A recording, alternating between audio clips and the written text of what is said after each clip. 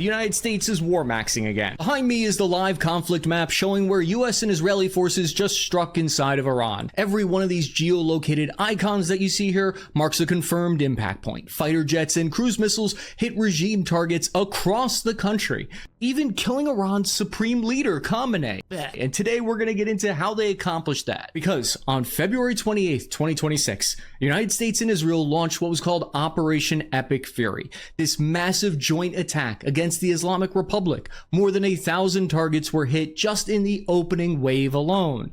The stated objective is simple: regime change. So today, we're going to map out this offensive campaign. We're going to examine Iran's retaliation, and we're going to conduct an initial battle damage assessment to see how close US forces are to their stated goal of regime change. Then, at the end of the video, we'll zoom out a little bit, and we'll look at how this operation fits into the broader American grand strategy that we see unfolding across the globe in the past few weeks. My brothers and sisters, citizens of Israel, a short while ago, Israel and the United States launched a joint campaign, Operation Lion's Roar. The goal of the operation, to end the threat from the Ayatollah regime in Iran. At this hour, the IDF is attacking targets of the oppressive regime, facilities of the Revolutionary Guard and the Basij, and together with the United States military, ballistic missile sites that threaten both Israel and United States forces. This operation will continue as long as necessary. For 47 years, the evil regime in Iran has called out, "Death to Israel, death to America." It has trampled the citizens of its own country, it has terrorized the peoples of the region, and spread an extensive terror network throughout the entire world. It has invested enormous resources to develop atomic bombs and tens of thousands of missiles intended, as it defined it, to wipe Israel off the map of the world. It also armed the terror proxies around us in Gaza, Lebanon, Syria, Iraq, Yemen, Judea, and Samaria, and it has spilled our blood. But if anyone needed further proof regarding the murderous nature of the Ayatollah regime, they received it last month.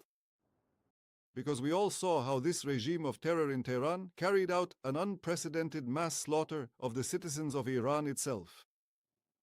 It murdered in cold blood thousands of children, adults, and the elderly.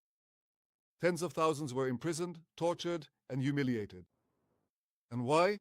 Only because they sought for themselves a life of freedom and dignity.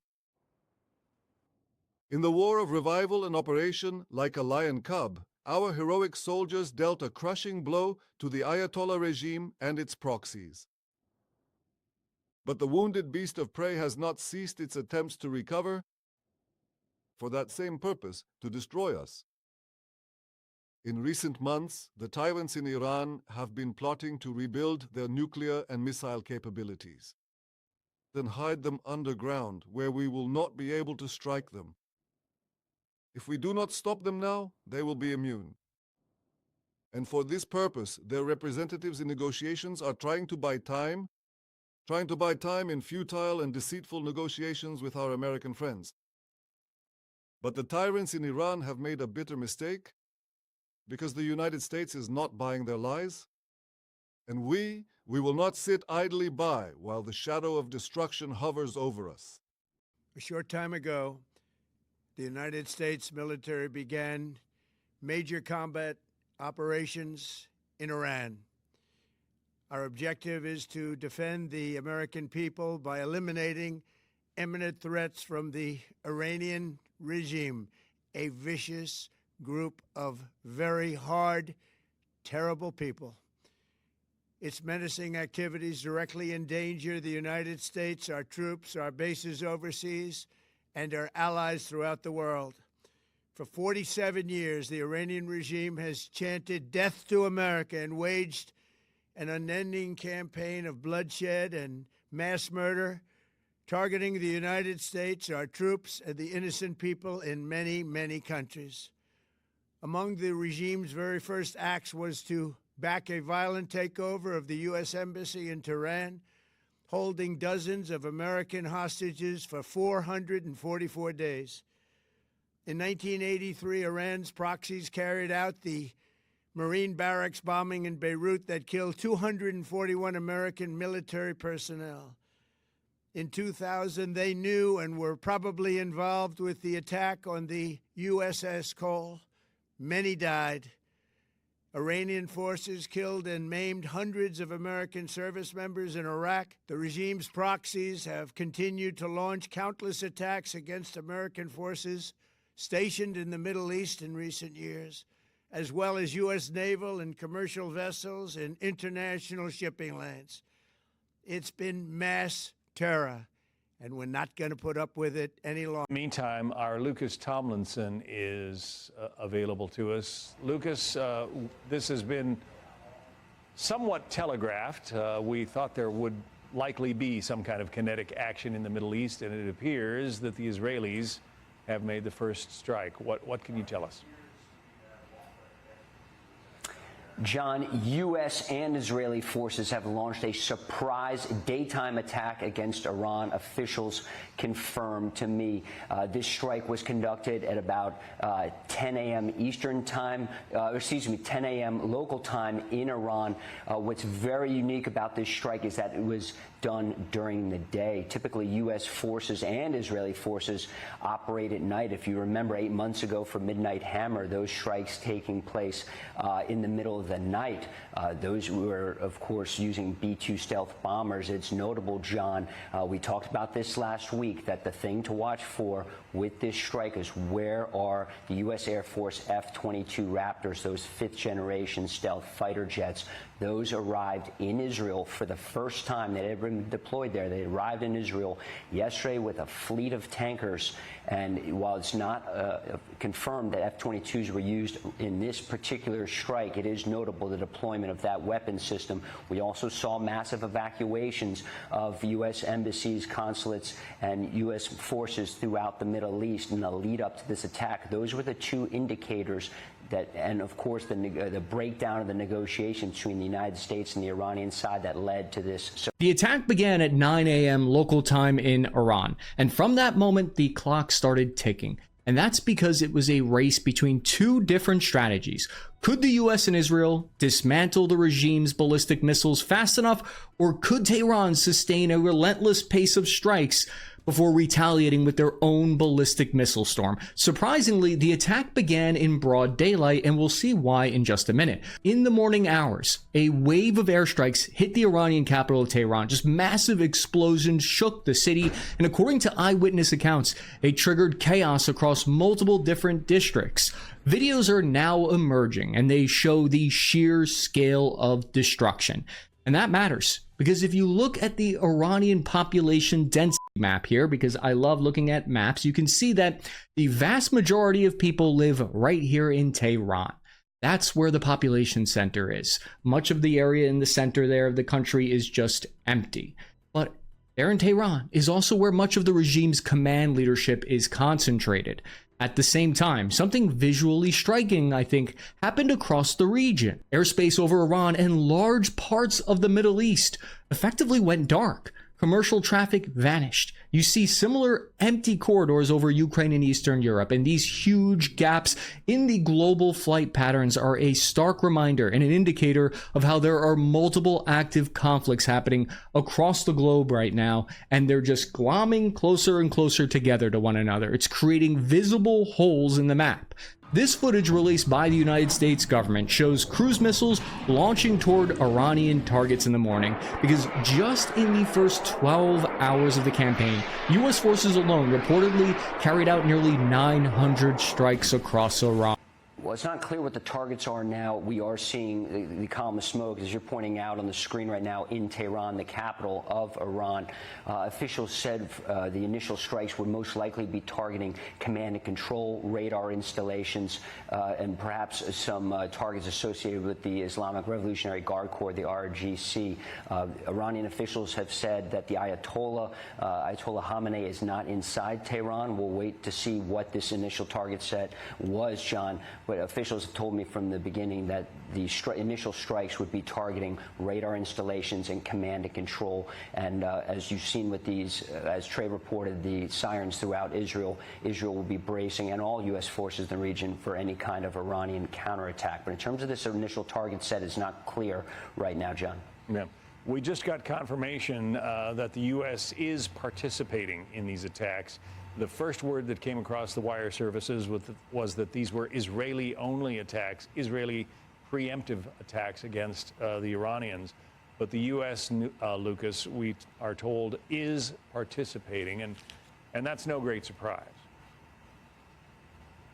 No, and officials told me the same thing, John, at the start of this broadcast, that this was a combined U.S. and Israeli strike against Iran. And just going back to that F-22 deployment, never in history have U.S. F-22s been deployed to the state of Israel. And just last weekend, we were saying that 4 days before Operation Midnight Hammer, 8 months ago, those F-22s deployed to the region. They're always the last asset to be deployed. We saw it 8 months ago at Midnight Hammer. The F-22s, along with F-35s, were the first over the beach to strike Iran's nuclear facilities. And it appears perhaps something similar occurred today, but it was to see those F-22s on the ramp along with 14 refueling tankers.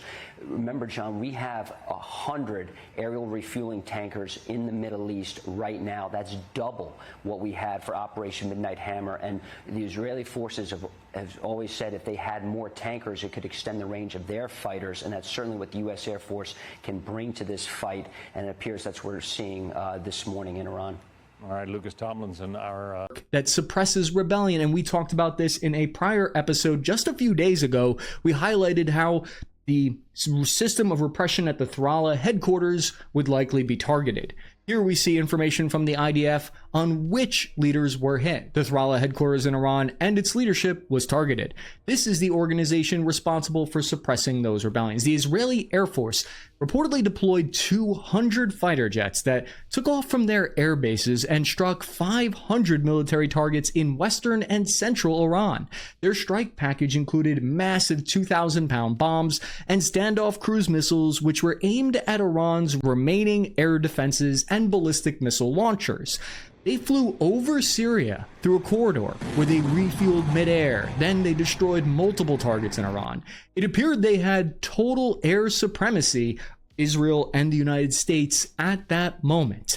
This corridor was further opened up and exploited through Syria from Israel after the fall of Assad.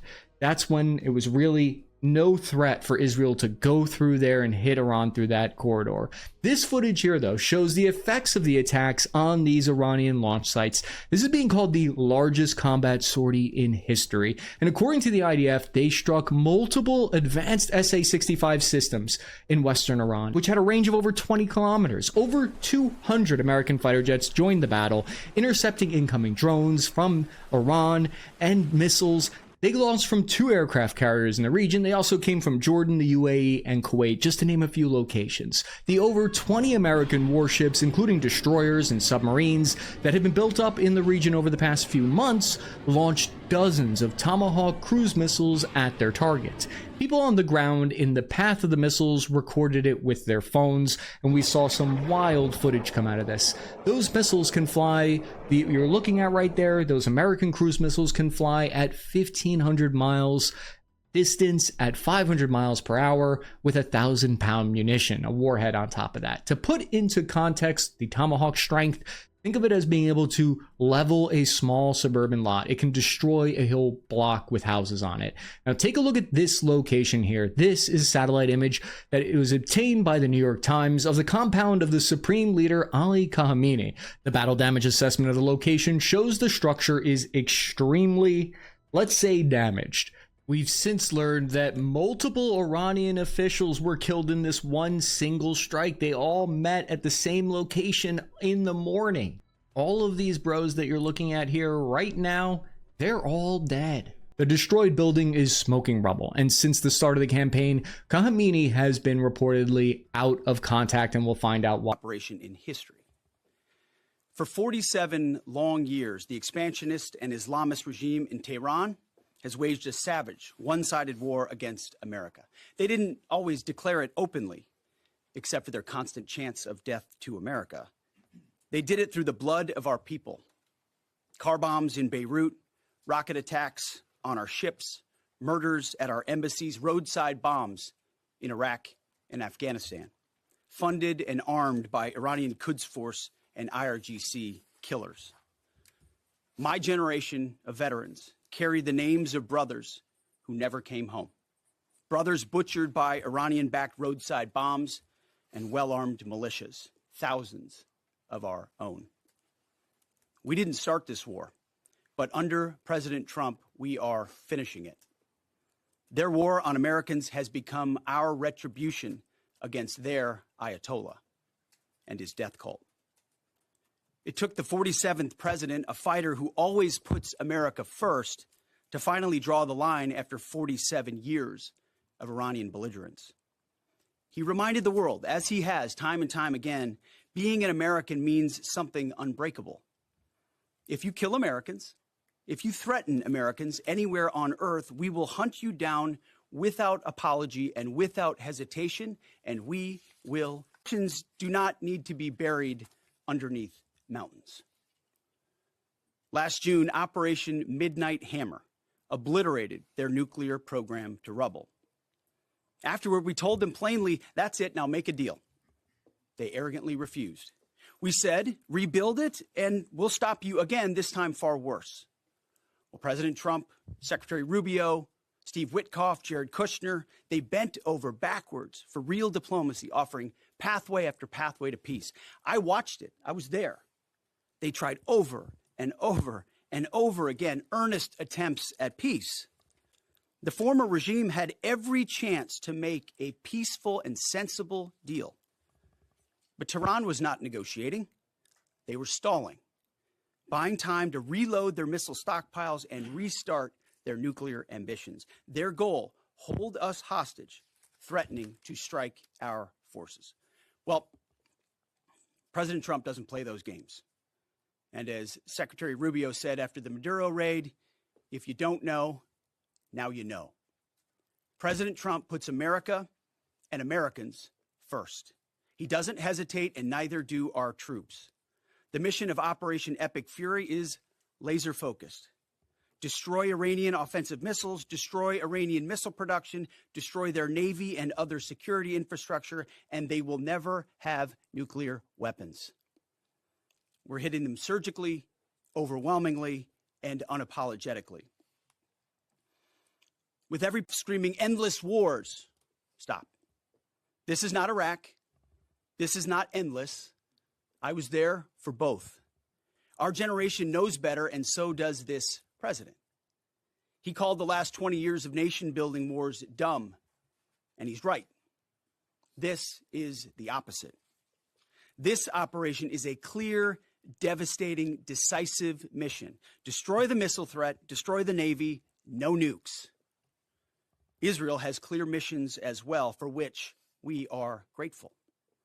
Capable partners, as we've said since the beginning, capable partners are good partners.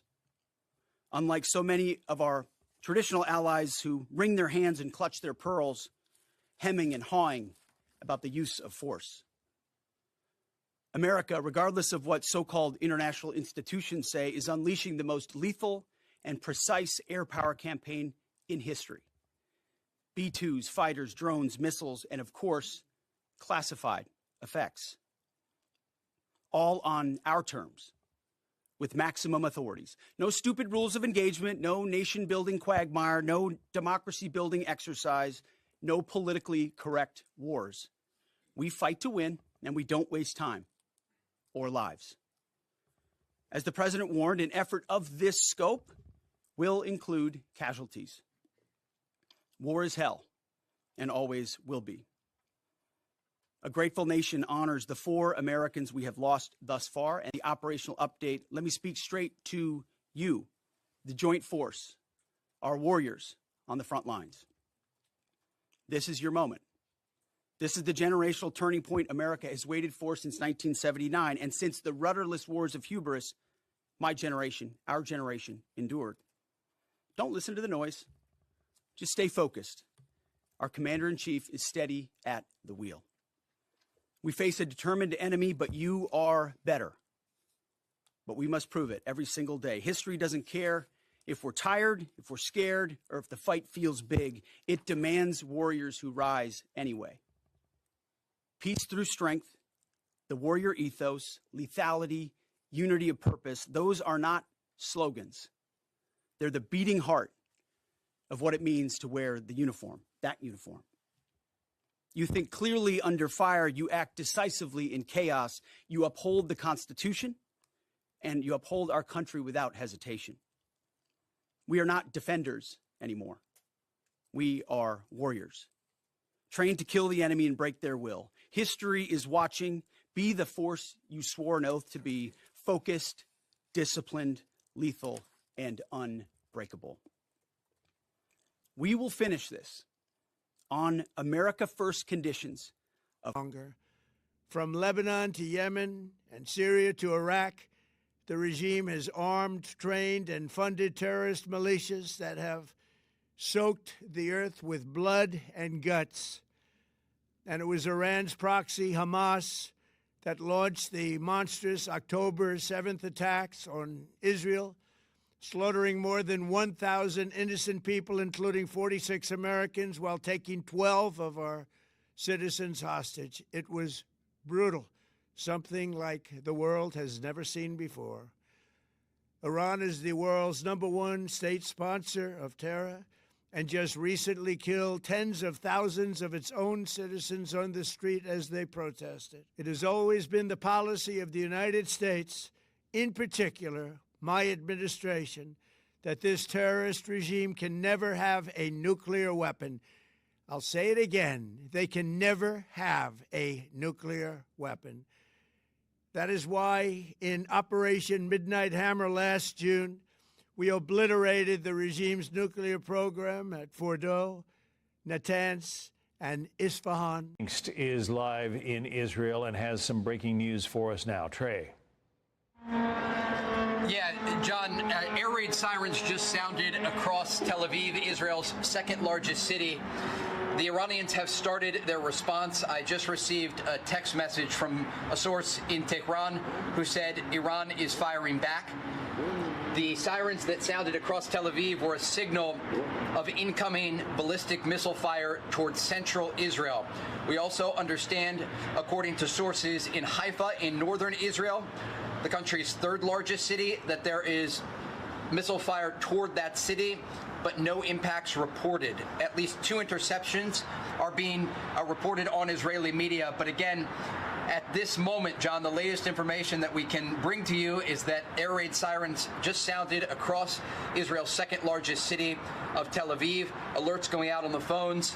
And I can see the local news in Israel right now, and there are alerts going one after another. Many of them in the West Bank and close to the city of Jerusalem as well. But again, this is a very fluid situation, but an indication that the Iranians have started their response. President Trump, as he said before, that there is going to be an ongoing and massive operation against the Iranians. That likely includes striking some of these missile launching positions, as many as possible, understanding that the Iranians could respond not just against U.S. forces near Iran, but also against Israel. And that is what this country is dealing with at the moment. The air defense systems here remain on high alert, and those special instructions this morning went out to civilians, telling them to remain in bomb shelters. And even just context now in the city of Haifa, sending photos from bomb shelters. And the sirens that sounded just a few moments ago, we are learning from Israeli media right now, John, that one missile was intercepted, fired toward central Israel, but again, successfully intercepted. The fact that these missiles are being fired in 1 and 2 missile volleys is an indication that the Iranians may have been hit quite hard when it comes to their missile launching positions. Back during the 12-day war, sometimes they were firing dozens of missiles, even over 100 at a single time. And so we have to see how all of this plays out. But again, President Trump indicating this is going to be an ongoing and massive operation. The Iranians were given a diplomatic opportunity, and they did not take it. John? The president has made it clear that he is not messing around this time. As was mentioned earlier, some of the targeting involved the palace or the residence and the offices of the Ayatollah Khamenei. So they are going after the leadership as well as the military hardware. Hey,